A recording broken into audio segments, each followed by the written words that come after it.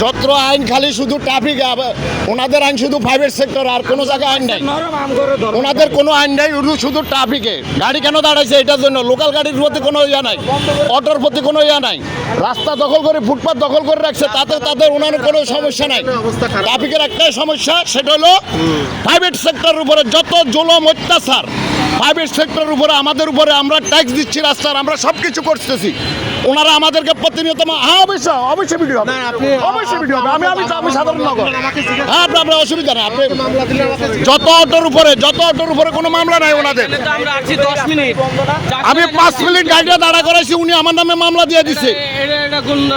উনি আমার নামে মামলা দিয়ে দিছে, কিন্তু ট্রাফিক বিভাগ পুরা রাস্তা। হ্যাঁ, যে দেখ আমার এখানে মামলা হয়েছে। এখানে